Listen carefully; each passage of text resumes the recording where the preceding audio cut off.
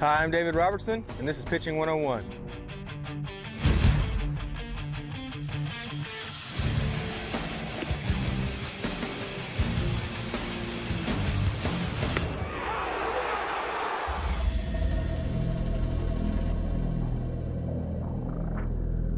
Got your four-seam fastball. Got your two-seam fastball. It's basically grabbing it on these two seams right here and here. Mine tends to cut a little bit sometimes, depending on the day. For me, it's very simple. You're just going straight across the four seam, leaving the U out on this side. Regular grip, just like that. And when throwing it, I really try to get extension. I try to really drive the ball straight towards the plate and bring it down. That way you get as much rotation on the ball as you can. So when you release it, it comes out like this. And it's going, it's got this spin right here, that backspin. That's going to cause the ball get that velocity you want. Get that down angle on the ball. That's how you can really cut it loose. You get used to throwing it. It's your command pitch. You're going to throw it probably 80% of the time. And he takes a fastball right down the middle.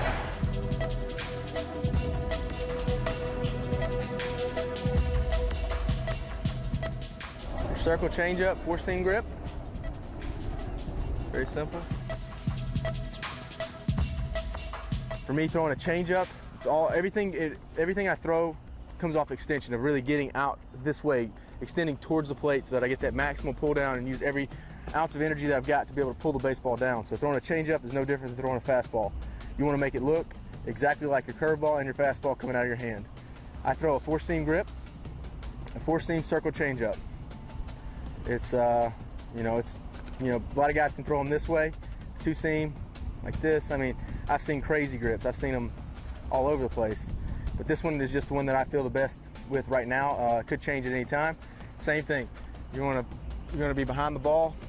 You're going to get that good straight down extension and pull the ball down. You're going to try to pull that circle straight down to your kneecap right here. So from here, it's just a boom. And that ball is going to come out and flutter this way and try to hopefully go down. You want that changeup to have that spin where it's just turning just a little bit so that it spins this way. It'll end up going with this action. That's how you keep the hitters off balance. The pitch struck him out swinging. Yankees strike out the side as Robertson went with a changeup. I tell you what, he's money is what he is. He's money. It's your regular curveball you can throw just like this or inside the U.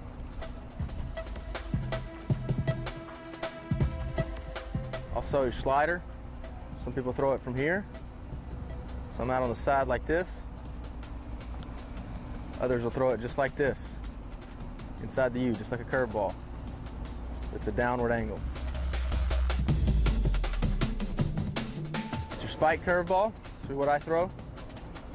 It's kind of different. You know, my second pitch would be my curveball.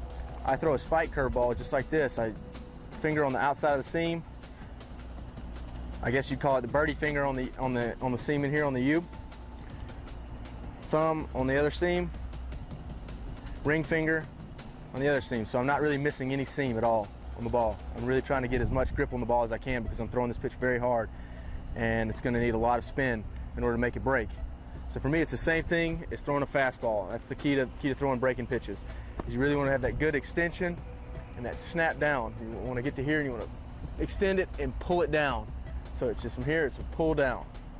And that's how you're really going to get a lot of spin on the baseball and make it really get that 12-6 breaking action.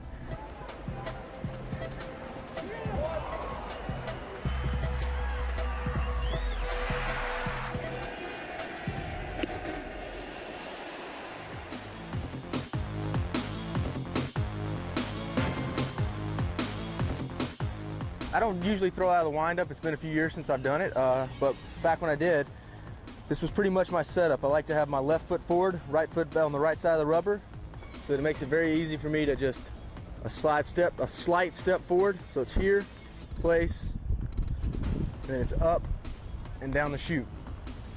That for me was the most comfortable. You'll see a lot of guys that'll stand just like this and they'll be straight back, straight forward. That's more traditional. You know, I banged the windup probably 3-4 years ago because I really just didn't have a need for it.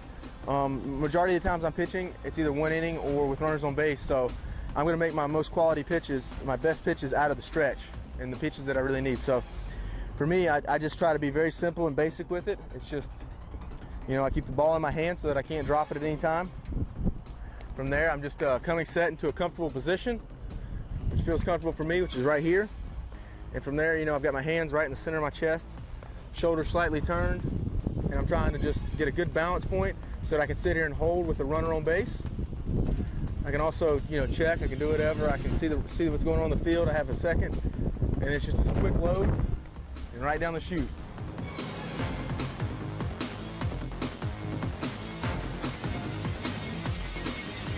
So for me, that's the biggest key, is just be consistent with whatever works for you. You know, I can do the same thing out of the windup that I can do out of the stretch. It's just a matter of figuring out how to make it comfortable for yourself to pitch. Swing and a miss, got him on the breaking ball. Usually when I come into a game in a tight situation with runners on base, I already know who I'm going to be facing in the game. If that hitter doesn't come in the box, I know they're going to be pinch hitting. So I'm pretty much prepared for whoever's going to be coming to the plate. Now, I don't know if he's going to come in and squeeze bunt on me or whatever. He's going to take 5 pitches. I don't have that luxury. So for me, I know who I'm facing. I know what I want to throw. I'm going to pitch with my strengths. And if I have to, I'll make an adjustment and throw something else. When I come into a game with the runner on second and third and 1 out, I know I cannot let the runner on second score, especially if it's a 1-run game. So for me, you know, it's going to be very hard to keep this runner on third from scoring. Anytime the position, you know, your batter puts the ball in play, a ground ball or anything, it could be a lazy pop fly to center field, it's going to score him. So no matter what, if you get that out, you've still got a runner stranded at second base, and your whole goal is to leave him there. So for me, I just come in and I'm focusing on just really just trying to find a way to get out of it. You know, if I can get a strikeout and get 2 outs, then your chances of success have just risen. So, I mean, my whole goal was to just come in and fire strikes. That's all you can really do. You want to pump strikes, fill up the strike zone, and just let the game unfold the way it's going to unfold. Call strike 3. What a job by David Robertson. He strikes out Upton and then gets Kochman looking to end the Braves' threat here in the 6th inning. They leave the bases loaded, and the Yankees maintain a 2-1 lead.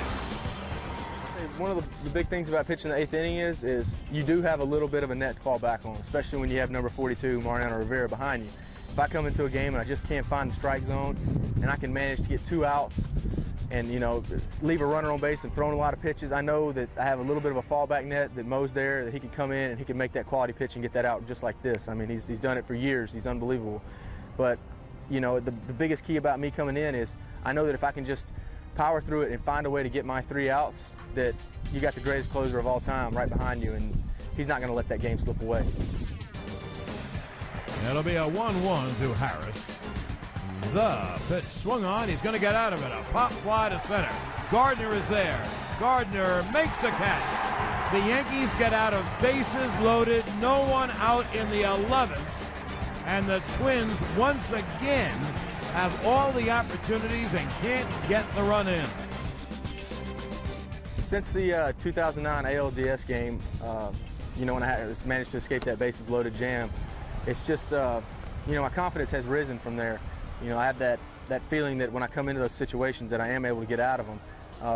And it goes back to pitching in college. I used to come into games and couldn't find the strike zone, and I was closing out games there, and, you know, I'd end up with runners all over the place with, you know, 1 out, and I'd have to find a way to just fight through it and manage to get those, you know, last couple outs without letting the runner score to giving up the lead. And, you know, it's something that I've been doing for a long time. I wouldn't say that it always works well for me, but, you know, it's a situation I've been in a lot, so I feel like no matter what, I stay confident. You know, if the bases are loaded and I got no outs, I'm confident that I can get myself out of that situation. It doesn't always work out right, but I'm confident I can. I know that I have the ability to do it. 2 out and a big strikeout from Robertson here in the 7th. I'm David Robertson, and I hope you enjoyed a few tips from me, and this is Pitching 101.